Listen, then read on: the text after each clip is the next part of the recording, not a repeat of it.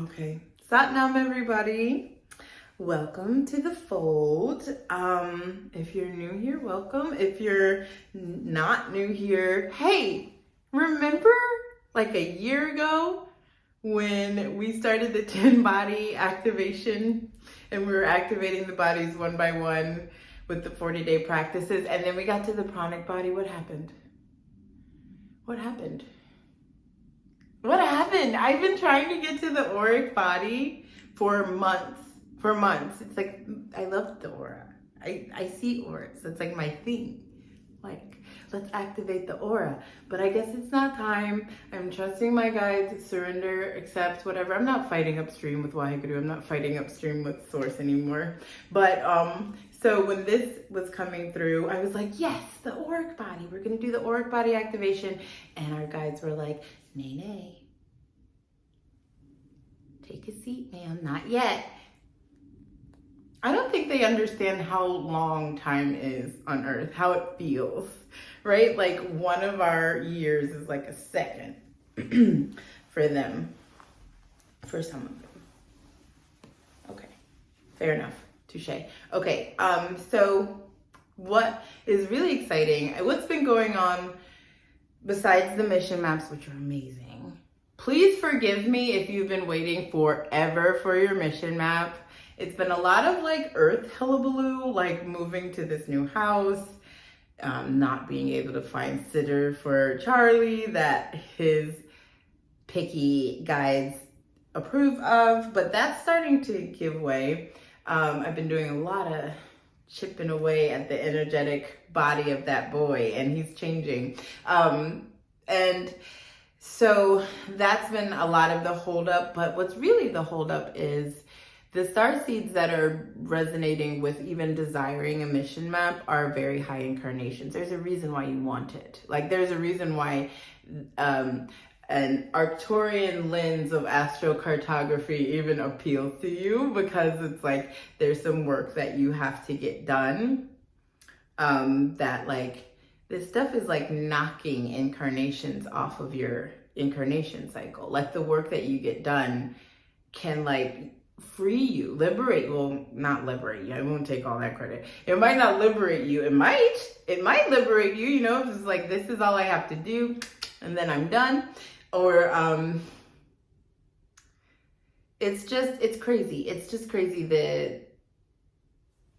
the change of the trajectory of like bumping around in the dark, trying to figure out your purpose and your mission, to like, here's a directive of what you're supposed to do, when, where, and how, right? So that plus the massive amounts of lifetime star seeds have lived, like to have the vibration that you have to live and exist in the dimensions that you live in before you take incarnation with this volunteer earth mission, you are a very high incarnation, like 8.4 billion lifetime incarnation. Half of these lifetimes have been in water as like aquatic, different beings. A lot of that is interdimensional spaces on Earth. And it all shows up for me when I'm opening the map. So in the beginning, I was channeling like 35 pages of information, just like too much, right? So I've been like refining the process, trying to just like focus on the most important stuff and not all the crazy details that fascinate me. And so once again, I just apologize if you've been waiting for a long time, but I've also been learning while I've been going through these maps with people is that you receive it when you're supposed to. You receive it like at the moment when you're supposed to, when your energy's ready, when your mind is ready. So trust divine timing. Know that I am not forgotten. I work on them all the time, all the time, standing up, eating, in my sleep, you know? So it's me. It's just me and all of this celestial chatter, and I'm working as hard as I can. Anyway, so, okay, so what we've had, and then like, of course, as I like chug through one part of my mission, they're like, okay, and now we're gonna move into this. I'm like, but I haven't even finished that. And they're like, don't be so lineal. Just do everything. I need like the arms, like the Hindu goddesses have all the arms. I need the arms. That would be so awesome. If I could like hold Charlie, write an email, record an activation. Can we make that happen? Can I get the arm upgrade? Maybe that's what that itching is. Maybe I'm growing arms. I'm just gonna put that out there. I want the arms. And so we've been doing the Starseed Reiki. It's so cool. The Starseed Reiki. I know all Starseeds are into Reiki. Of course, it's energetic healing. It's our culture. It comes from where we come from.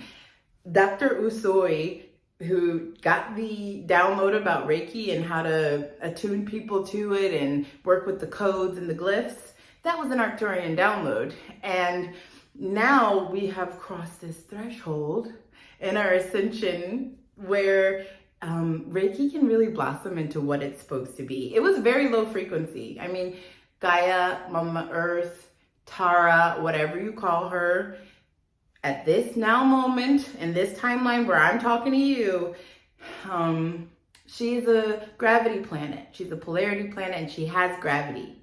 And not a lot of our homes where we come from, different star systems have gravity. And the field of gravity is a metaphor for what's really happening energetically. This is low frequencies. It's conducive to things dropping low, and it's really hard to get up high. Climbing a hill is really hard. Rolling down a hill is really easy. It's really easy to slip into a depression. A depression's a dip. Literally think about it like that. It's a depression. And it's really hard to elevate your spirits and rile your passion and stuff like that on this planet. Some people it just seems natural for them, doesn't it? But that's a vibration. This is what we're getting to. The gravity on this planet is also what makes, like, you can get 100 compliments in a day and get one insult, and all you'll think about is the freaking insult.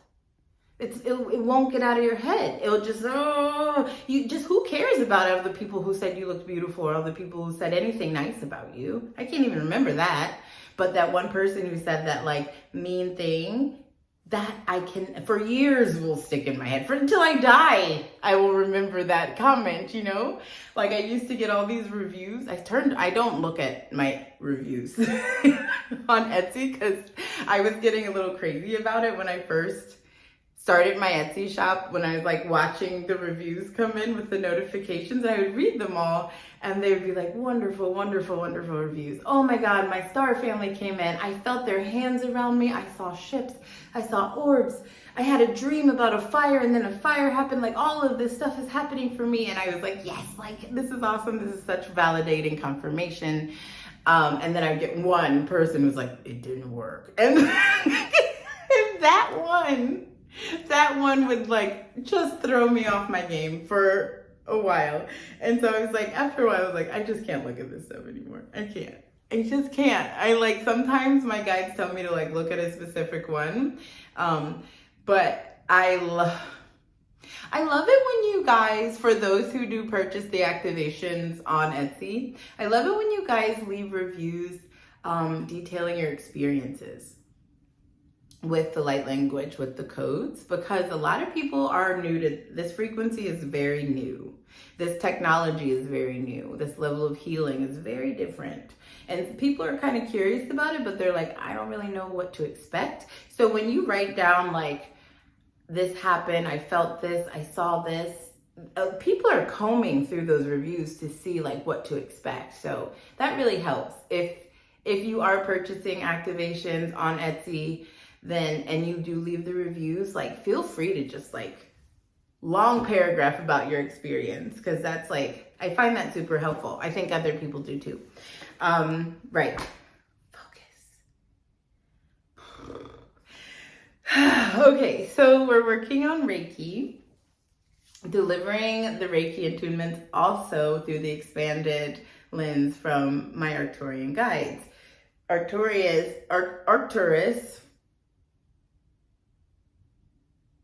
Dr. Mikao Usui was an Arcturian starseed, and his guides, he was also like a pretty deep meditator, and he did a lot of isolated retreats.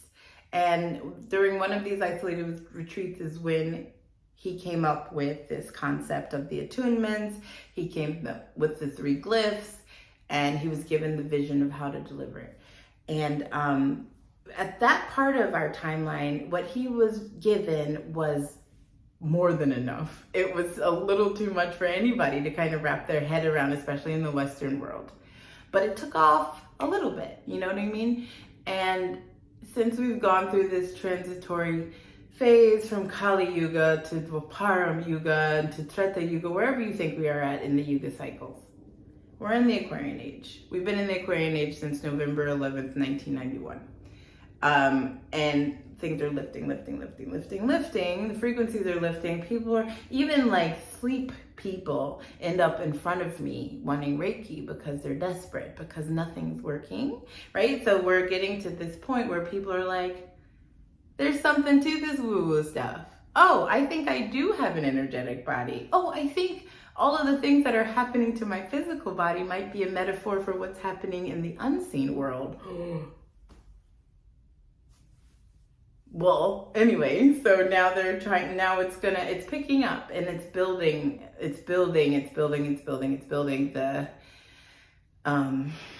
the interest. And with that, because we are coming from this gravity, low frequency kind of vibe, we're getting a lot of charlatans. It's very diluted. Reiki has become, I'm going to try to be as nice as possible. The potential and the capacity of Reiki, even with the 3 symbol download that Dr. Usui was given, can heal almost all things on this planet, but it hasn't been able to because of certain lovely regressive type of behaviors. We'll say that attacks these kind of things because of what it can do. And it'll poo-poo and it'll discredit. And then we get the Udemis, $10 certifications. Oh my God, do you know, what is her name? There's one of the 2nd generation attuned people of Reiki. I'm spacing on her name. Takashi, I think, the lady in Hawaii. She was like attuned directly by Dr. Usui. She would not give anybody a master attunement unless they paid her $10,000. And if they bitched about it, she was like, figure it out. Because she knew the capacity of this technology. She knew what it can do. She's like, if you really want to know how to become a Reiki master, you'll figure it out. You get a master's degree in anything else on this planet, you spend more than $10,000, trust me. Like, but you want to become a Reiki master for $10 on Udemy? What did you master in 3 days and 3 sessions? Nothing. Like, the effort that's been put into it, like there used to be classes, there's shares, there's community, and that's what you really need for a practice like this to evolve and expand, for the consciousness to start working together, to piece together the downloads, and it will just blossom into what it's supposed to. But right now it's kind of very weak, and our guides are very interested in pumping its potency back to life, and not even, they're just delivering the 3rd, 4th, 5th, 6th, 7th, 8th, 9th, 10th chapter on this thing. So like when we're working with Starseed Reiki, I don't know if that's what I want to call it. Is that what we're calling it? Starseed Reiki? I don't know if I like that. Well, we'll call it that for now. When we're working with Starseed Reiki, it's beyond balancing a chakra. That's very short-sighted. It's beyond balancing a chakra. So I wrote them down because they were like, don't forget. So we can use Reiki in a protective measure. We can use Reiki for shielding. We can build portals. Yeah, we can build portals. We can build portals to home planets. We can build bridges between ourselves and our hybrid children. I knew he was going to come in. I knew as soon as I said hybrid children, you were going to come in. Charlie. That's crazy. Did they send you here? Yeah. Yeah? Who sent you?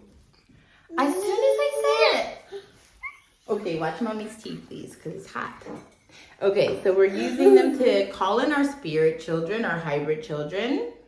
What else? Calling in planetary frequencies. It's to build containers with. Building like, so say for instance, you want to open a portal. You can open a portal with Reiki, and then you can open it with the intention of calling in a certain energy field. So we open portals with Pleiadian energy, building containers with Lyran energy. Did you draw on your face? Yeah. Building containers with Arcturian energy, right? So if you're doing a healing and you set up your healing space. And no drawing, Mom. What is it? No drawing. It's gone? Yeah. We're gonna put it back? We'll do it tomorrow. Tomorrow. Yes. I want. Do you want to say hi? Hi. Say I love you. I love you. Okay. Will kiss? Oh my gosh, look at this baby. Look at this baby.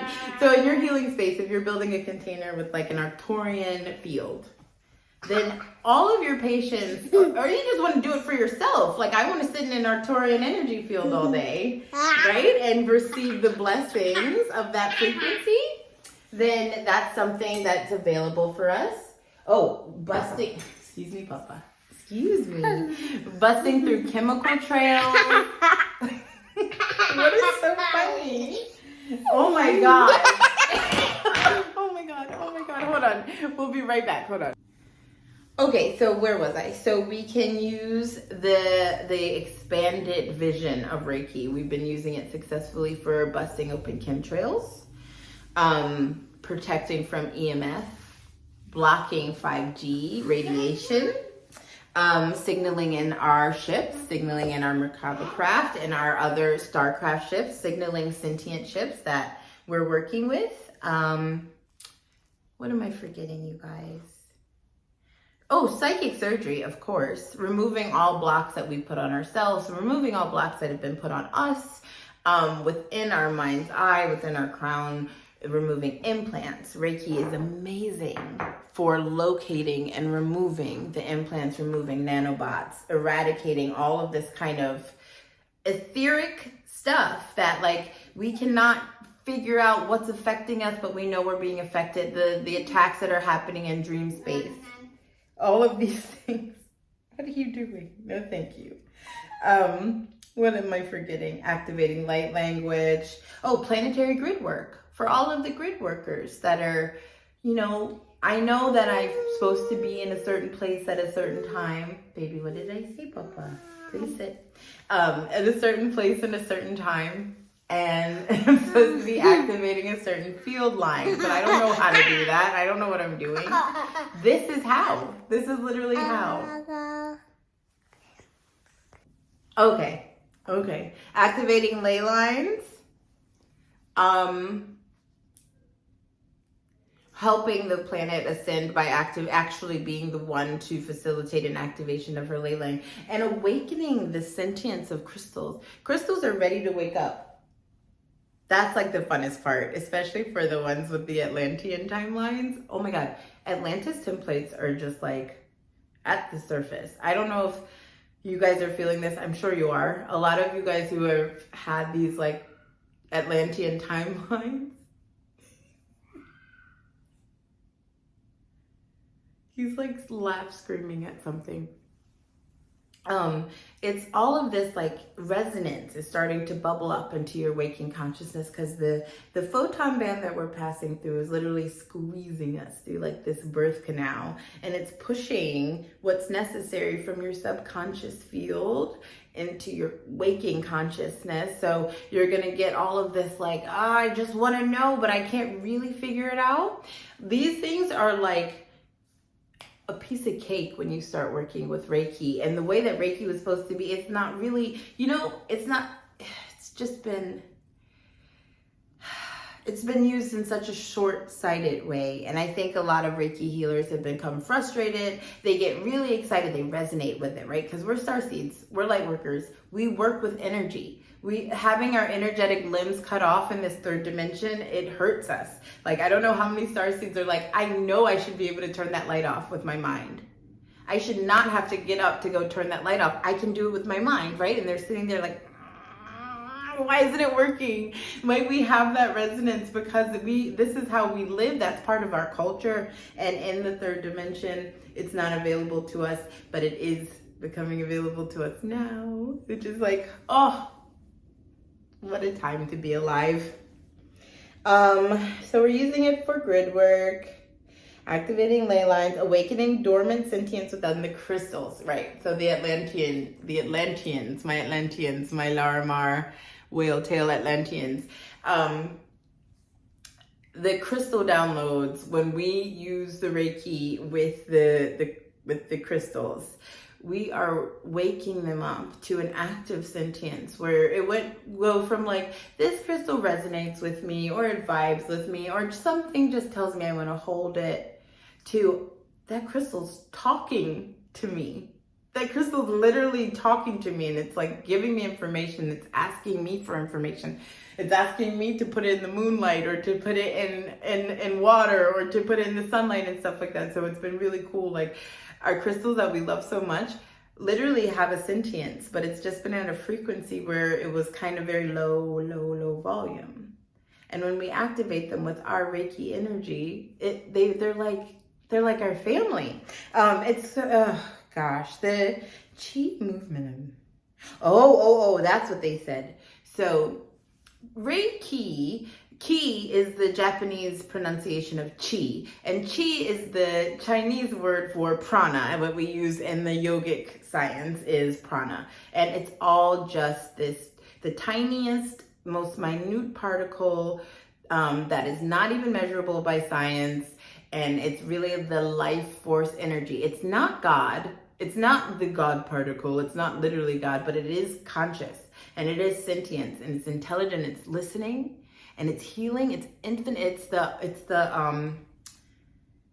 amrit, the nectar. You know, it's that, like, in Qi in traditional Chinese medicine really is like the smallest unit possible of particle of life, and it's really the potential for something to change. Qi is potential. Qi is just like, you have to move it, you got to talk to it, you have to know how it flows, how it likes to flow, where it likes to go, where it likes to pool. Like, learning that water pools Qi, water holds Qi, explains a lot about why water behaves the way it does, why it's a spiritual medium, why we can talk to it, why it can record information, why it can hold frequencies, how different elements hold and work and move with Qi is really important. But with the Qi movement, and this is where I get a little bit like, because a lot of Reiki healers just depend on the attunements. They just depend on, I got the attunement, it turned me into a hollow bamboo channel of light, so I can just let it flow out and everything, and you'll feel better.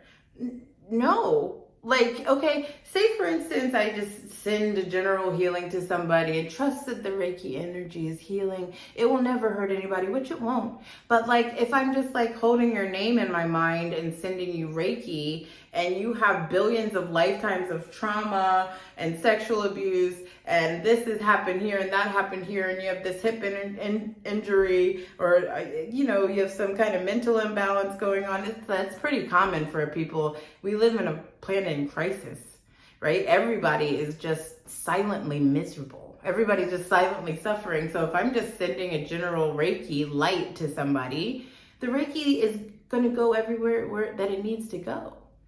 It's going to get really spaced out. It's going to feel nice, and then it's going to, right? So I came to you because I have psoriasis of the liver, and you sent me Reiki just to everything, you know, just to my name. And the Reiki was like, I don't know what I'm doing. I'm just going to go every place that needs healing, right? And then I feel nice, but my liver is still like not functioning. This is where we come in. So this is what we've been doing. Reiki can be used with the precision of surgery, with the precision of a scalpel, with the precision of an acupuncture needle. And when we look at it through this lens, with the attunements delivered the way our guides deliver, with the lessons given the way our guides have been delivering the lessons, then like, you come to me because you need help healing something, I'm going to heal it. I'm going to heal that. You know, it's not just going to feel nice for 20 minutes and then the next day you're going to ask me for another. I mean, no, I won't say that things will be healed in one session. Usually it is consecutive, but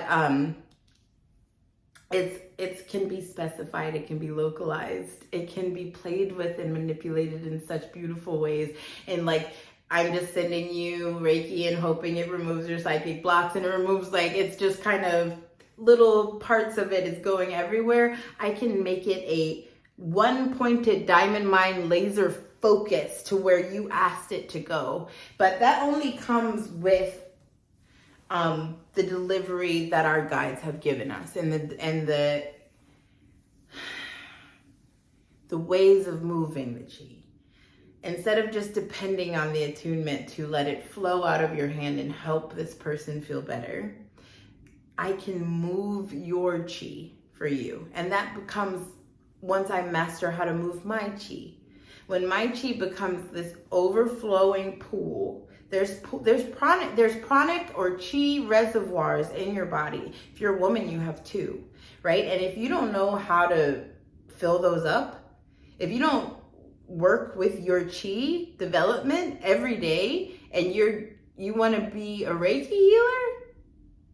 Really? Reiki means chi. That's the same thing. So you have to develop your chi.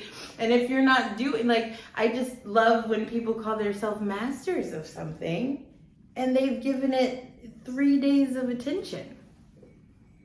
Oh, here we go. I said I wasn't going to do this. So the chi movement of this capacity, this expanded capacity of Reiki, is what is our catalyst to telekinesis. This is the first step to figuring out how to move things with our energy.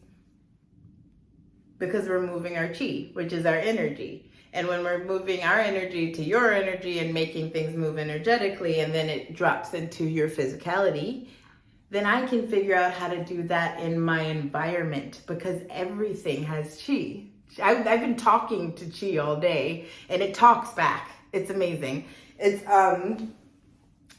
but yeah, so that's what we're developing. That's what we've been working on. If any of this resonates with you, even if you have Reiki attunements, even if you're a Reiki master and you're practicing, I don't care if you're Karuna or Usui, and you're like, I want to learn that, then I will put the link in the bio for you to receive your attunement through the lens of the Arcturians, where even if you're not an Arcturian being, your guides are going to be present for your attunement. They're excited for you to feel this and to receive it through the energy and the frequency of your home. It's so nice. This is what I love the most, because when the starseeds receive the attunements, they're like, I feel like myself. I've heard this so many times, like, that piece of me that was missing is back. And starseeds just get so lit up, because this is like, now I can actively participate in my mission. I can leave love bombs and expansion packs at the grocery store. So every time, everybody who walks through that grocery store that day is going to get a heart expansion. It's going to get a consciousness expansion. It's going to get a download of something. So it's just like, oh, that's what drives us crazy. What's my sole purpose? What's my mission? Why am I here? You're here to bless this world. And then you're like, well, how? You know, what does that look like? And we're so conditioned by this 3D programming that we equate a mission with a job. My soul mission has to be the same thing, the work that I do. And that is such a mind fuck. That's not it. Your mission and your purpose is something much more etheric and much more transcendent. And you have to be in a transcendent etheric place when you're working in the subtle energies, when you're working in the chi energies. And to get that resonance, I'm getting to the point, is what we're doing today. So the practice that we're doing today allows you to see the auras and the way that you see in your psychic sight. So that could be sentience, that could be cognizance, that could be clairvoyance, that could be clairsalience. I work with people that smell people's diseases in their bodies. That's a psychic gift. And that is highly developed through these practices. So this is when I'm working with the Starseed Reiki, and oh God, I don't know if I like that. I think that's what it's becoming. When I'm working with the Starseed Reiki, I'm gonna work on it. When we're working with the Starseeds and the Reiki. And then we're, oh God, the name just messed me up so much. I don't even know what I'm talking about anymore. I don't like Starseed Reiki. It has to be something else. So there's a word for it. There's an Arcturian word for this technology, and I'm just gonna figure out how to like put it in English so that we can start using that. I don't know what I was talking about. Goddess, help me. Oh, that's another thing that I wanted to say. The invisible diseases, the chronic diseases, the chronic fatigue, the chronic pain, the things that like the doctors, I don't know what you have. I'm just going to try to make you as comfortable as possible. That's because they're still in this. They still think that this is everything they see and touch is all that there is. They haven't gotten the point that energy is causing this. My physical symptoms are a metaphor for what's happening in my energetic body, right? And if you can't get that and you keep treating my symptoms and not the cause, it's going to keep returning. And you're just going to keep giving me different things, and it'll work for a little bit or it might not work at all, right? And we'll never get to the point. And like how many chronic things exist that doctors just like, I don't know what it is. I don't know why this keeps happening to people. It's because it's an energetic thing, and there's a lot of reasons for it, but you have to figure out how to diagnose it. And to diagnose it, in the Aquarian age, you have to be intuitive. That's my point. So the meditation we're going to do today develops the intuitive capacity to diagnose an aura and to just feel an aura and to see an aura. And my guides wanted us to do this meditation today because even if you don't have any interest in being a healer, there is a lot of reasons why you should be able to see, or why you would want to see an aura. The aura holds it all. The aura holds everything. All 10 energetic bodies manifest in the aura. The aura is your home. And you should start thinking about it like that, more than your house, more than your car, more than anything that you own. Your possession that you should treasure and value more than your maybe one step under your soul and is your aura and your auric hygiene, because that's your mental hygiene, that's your physical hygiene. You treat your aura, you treat your body, you treat your aura, you treat your mind. And if you can tap into your client, connect with your client, line your chakras up with your client, and feel what's going on in their body, in their aura, then you know what's going on in their body. That's what I meant to say. So we're gonna do this meditation today. And I wanted to read this quote from Yogi Bhajan when he taught this in Washington, D.C. in 1991. No, I don't remember when he taught this. It's at the top of the article, and it's a very long article, so I don't want to lose my page. So it's called Kirtan Kriya. And if you've ever worked with me for intuitive development and psychic development, then you've done it, because it's like the first thing that I give people, because it gives you psychic sight. It gives you the intuition. And honestly, not everybody's psychic, but everybody has intuition. And speaking very plainly, I trust intuition over psychic. I trust an intuitive over a psychic, because a psychic is seeing through the veils of me, the shifting sands of time of me, right? Which is constantly moving.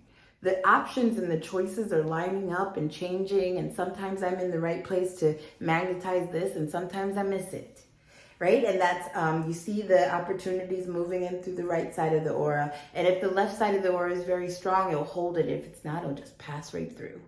And you can develop a very strong left side of your aura to kind of hold opportunities like that. But if a psychic is looking through these veils of me, and say, for instance, I ask, am I going to have a kid? And the psychic looks through, and there's all these, yeah, I see children in your future, because there's all these variations and timeline branches where I have kids, right? And then the psychic kind of has to muddle over and then return to her intuition or his intuition to see which one is what, which one is actually going to happen.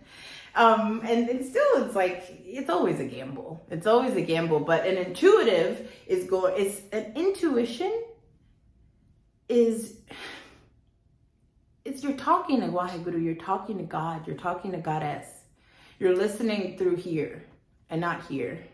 And not even third eye, not mind. You're listening through your heart. And it's going to be right away. If you're talking to an intuitive and you say, am I going to have a kid? They're going to go, no. No, you are not. And that's it. And they're going to be right, because that's what God has shown them is going to happen for you. There's no sorting through and wondering and thinking, is this my mind, or is this right, or is this my ego, or is this just boom? No. That's when you develop that intuition and you trust it and you start relying on it. That gives you the discernment. Oh, there's so many reasons why we should do this meditation all the time. All the time. But okay, so Kirtan Kriya, we're working with the tattvas, we're working with the planetary elements, the electricity within your fingers that attach the nerve endings that go into your mind, right? And this is Jupiter, Saturn, the sun, who's been paying attention, Mercury, Jupiter, Saturn, the sun, Mercury. These are the planetary elements that you have control over. Why do I always wear a yellow sapphire on my Jupiter finger? You figure it out. Maybe I'll make a video about it. This is your ego. Id, you. We are going to amplify, activate, and balance these things. When you do this meditation for 40 to 90 days, it gives you an intuition so powerful that it is like being psychic. And you will work with the sound Satanama, that mantra of infinity, the mantra of regeneration, the mantra of this planetary field. It lives, it dies, it comes back. It lives, it dies, it comes back. And that sound, Satanama, it harmonizes us. It harmonizes and brings us to balance. Just singing it, it's like, oh, I feel better. I can sing that all day because it is the frequency of me. It is my sound. It's the soul song of me walking around on earth. Satana, Satanama, Satanama, Satanama. Sometimes that's what's going on in my head when I'm like trying not to. You know, you guys really want to see the auras, but you'll see what we go through. When you do see auras, you'll notice it can be heartbreaking sometimes. Remember that we live in a planet in crisis, and remember that about 98% of the people you talk to are lying to you, or they're not even paying attention. And that's why this small talk is so hard, because I'm talking to people, I'm looking at their aura, and I'm like, you're not even here. You're like at the grocery store thinking about what you want to eat, thinking about what your wife said or whatever. Like, why the hell am I talking?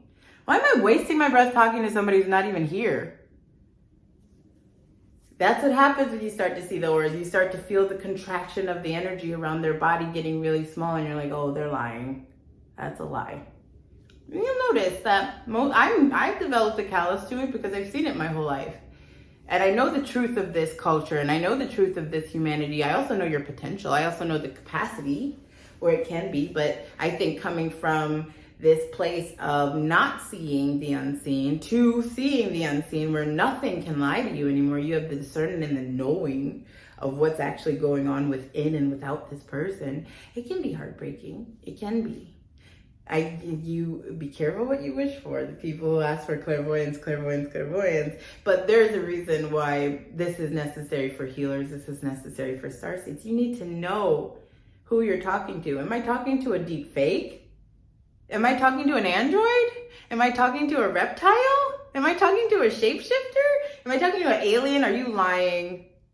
Right? I don't know. What is that vaccine trying to kill me, or is that vaccine not trying to kill me? What is it? Right? We're always like, I don't know. This meditation will give you the, oh, okay, I know. Right? And this is the first thing I work with when I work with people with intuitive development. It's baseline, foundational, psychic necessity. We're going to touch the tattva to the id, to the ego, bringing that in balance with you, how you relate with that planetary power, really hard, and with each sound. Satanama, Satanama. Can you guys see what's happening there? You can see it. I need to go in front of something white. I think most of you can see auras now. it's just about paying attention to what it is and then developing kind of a refinement of it. So I'm going to go in front of this white wall.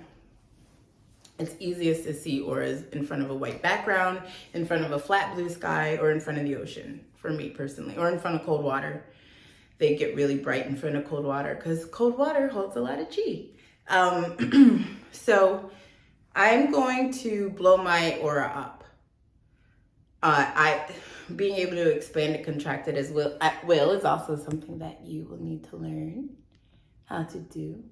But I'm going to make mine really big and bright and white.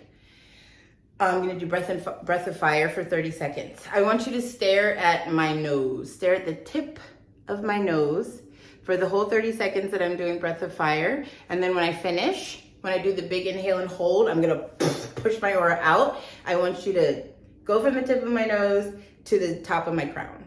Just really fast, draw your eyes from the tip of my nose to the top of my crown when I stop breathing, okay? And you should see my aura. Okay, ready? Well, let me see, where's my timer at? Okay.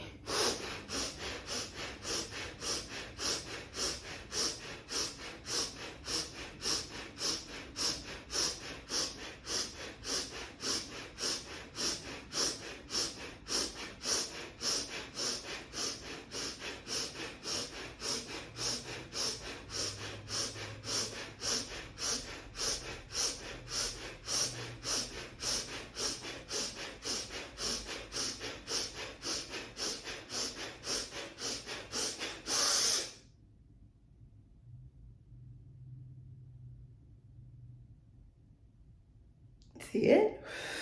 Okay. You should have seen something. You should have seen something white kind of bouncing around me. And then maybe, hold on, let me see. Let me turn it this way. Maybe now you can see it kind of against the gray background, the photons moving out of my hands. I'm going to change the color to blue. And if you see, like, the closer I get to this plug, do you see that? It's how it shifts. The electricity in your aura responds to the electricity that's kind of always just pooling out of these things. And it can turn really, really, really bright blue and really, really deep indigo. Okay, right. So that's one of the things that we'll figure out how to do. So we'll do that again after we do the meditation, and you'll see the difference. So the meditation, we're going to sing in our human voice first. Satanama, Satanama. And then after a few minutes of that, we're going to change it to a whisper, bringing it to the voice of a lover, like Yogi Bhajan says. The voice of your inner, I'm talking to myself, I'm talking to my love.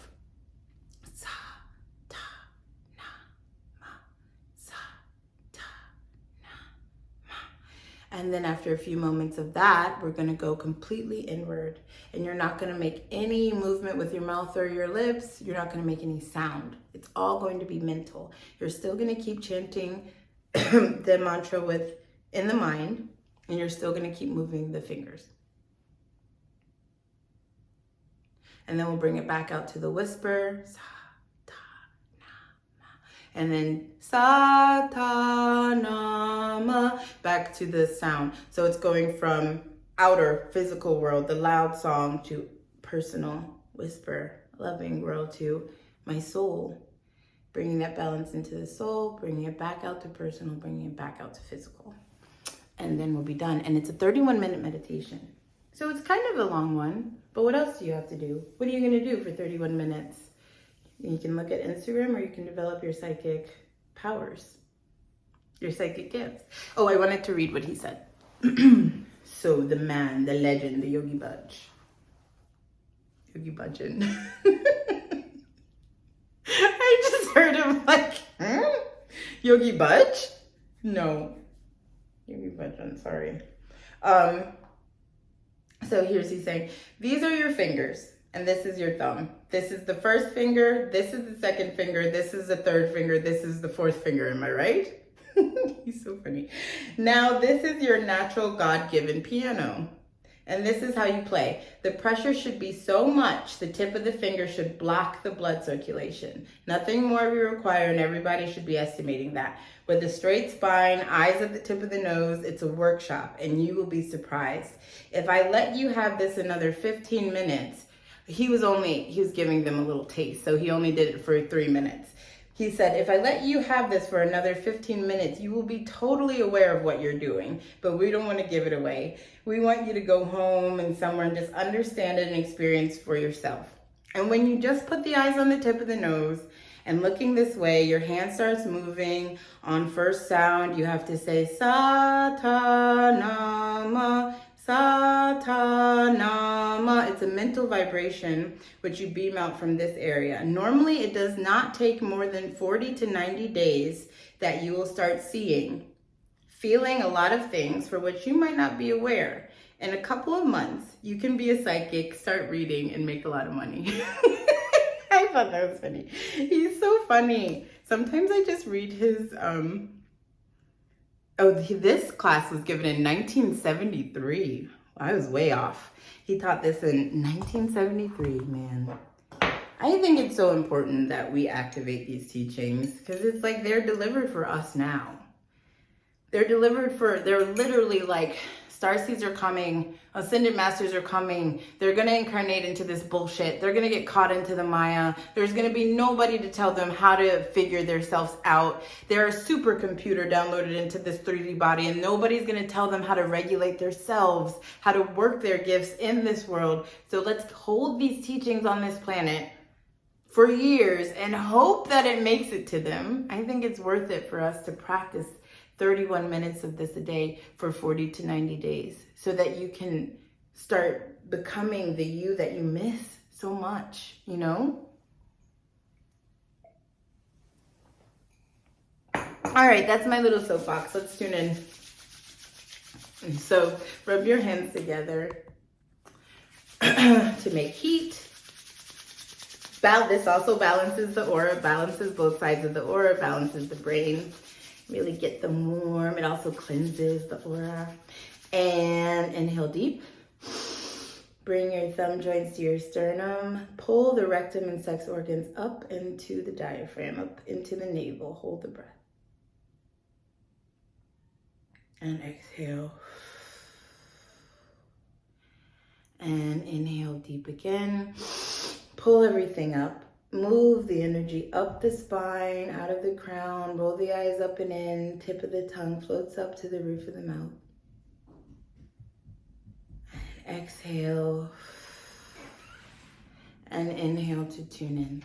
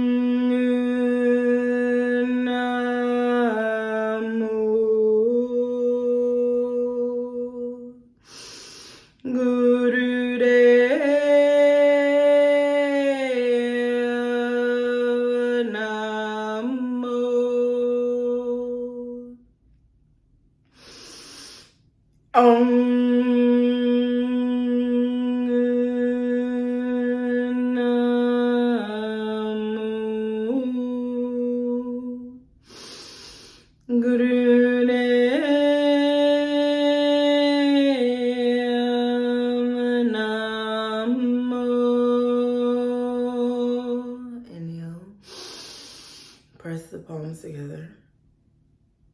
Place yourself in a sphere of white light. Activate the container that the Lyrans have built around this recording. Imagine the whitest, most golden light you can. Put yourself in the center.